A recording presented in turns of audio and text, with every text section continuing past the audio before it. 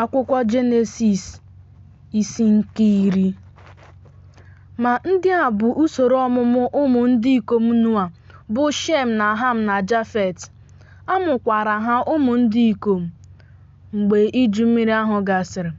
Ụmụ ndị ikom Jafet: Goma na Magog na Madai na Javan na Tubal na Meshek na Tiras.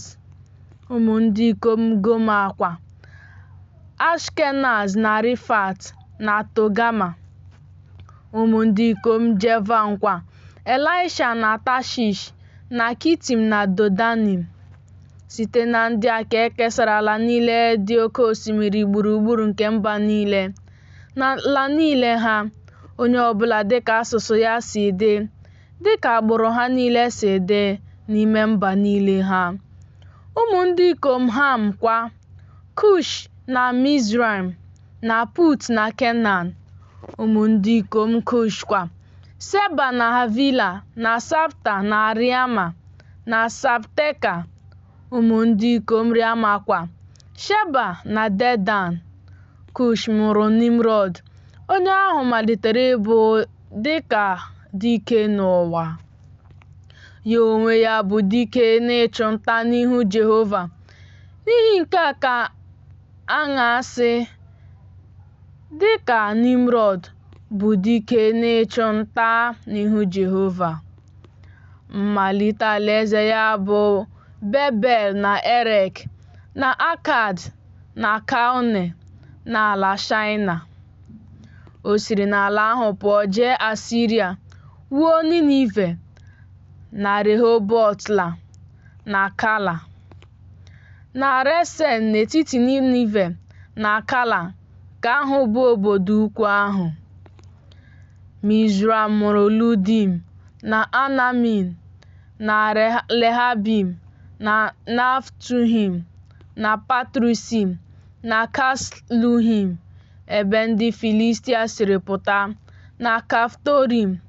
Kenan mụrụ Zaịdọn bụ ọkpara ya, na Het, na ndị Jebus na ndị Amọrait na ndị Gegasait na ndị Hivait na ndị Akait na ndị Sinait na ndị Avadait na ndị Zemarait na ndị Hematait. Emesịa, agbụrụ niile nke dị Kenan wee gbasaa. Oke ala nke dị Kenan wee bụrụ site na Zaịdọn mgbe ị na-eje Gera ruo Geza, mgbe ị na-eje Sodom na Gomora na Adma na Zeboyim ruo Lesha. Ndị a bụ ụmụ ndị ikom Ham, dịka agbụrụ ha niile si dị, dịka asụsụ niile ha si dị, n'ala niile ha, n'ime mba niile ha. Shem kwa: a mụkwara ụmụ nye ya onwe ya.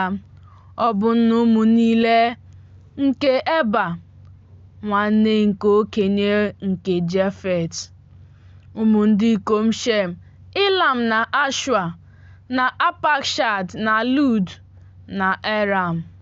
Ụmụ ndị ikom Eram kwa: Uz na Hul na Geta na Mash. Apashkad mụrụ Shela. Shara mụrụ Eba. A mụrụ ụmụ ndị ikom abụọ nye Eba.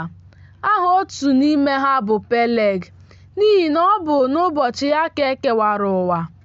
Aha nwanne ya nwoke bụ Joktan. Joktan mụrụ Amodad na Shelef na Hazamavet na Jera na Hadoram na Uzal na Dikla na Obal na Abimel na Sheba na Ofe na Havila na Jobab. Ndị a niile bụ ụmụ ndị ikom Joktan. Ebe obibi ha wee bụrụ site na Misha, mgbe ị na-eje Sefa, ugwu nke ihu anyanwụ.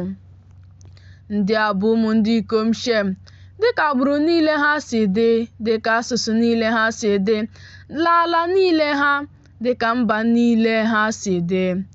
Ndị a bụ agbụrụ ndị ikom Noa, dịka usoro ọmụmụ niile ha si dị n'ime mba niile ha, sitekwa na ndị a ka e kesara mba niile n'ụwa mgbe iju mmiri ahụ gasịrị.